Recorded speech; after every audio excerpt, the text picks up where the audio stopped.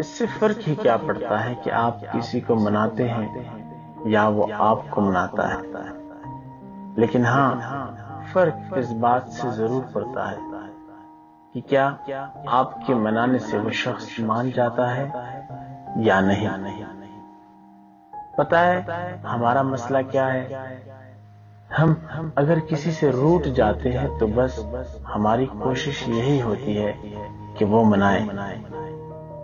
غصے میں اگر کسی کو خدا حافظ کہہ دیتے ہیں تو جب نارمل ہوتے ہیں تو انا ہمارے رشتے کے بیچ آ چکی ہوتی ہے۔ کئی مہینے تک ہم SMS نہیں کرتے۔ اگر دوسرا فریق ہمت کر کے رابطہ کر لے تو ہم پرانے گلے شکوے لے کر بیٹھ جاتے ہیں۔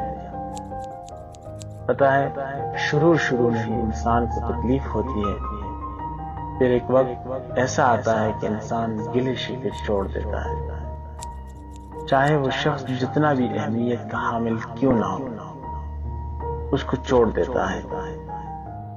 دوستوں، اپنی ناراضگیوں کو ایک دن سے زیادہ وقت نہ دیا کریں، کیونکہ اگر وقت گزر گیا تو پھر ذہن میں ایک ہی بات ہوتی ہے کہ جب اس کو میری فکر نہیں تو کیوں میں رابطہ کروں، کیوں میں ہی جھکوں، کیوں میں ہی قربانی دوں۔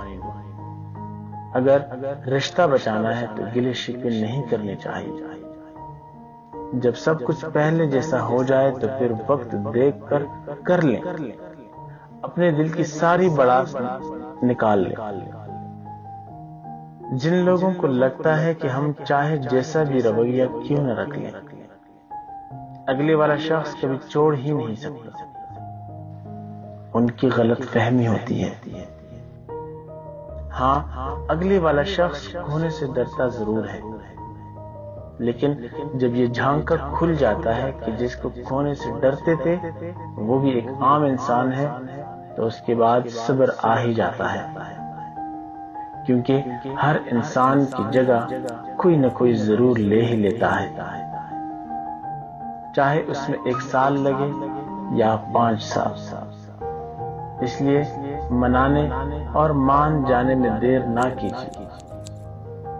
اپنی ناراضگیوں کو ایک دن سے زیادہ وقت نہ دیں، اس لیے منانے اور مان جانے میں دیر نہ کریں، چاہے حالات جیسے بھی ہوں، منانے کی ہر ممکن کوشش کریں، کیونکہ یہ رشتے بہت قیمتی ہوتے ہیں۔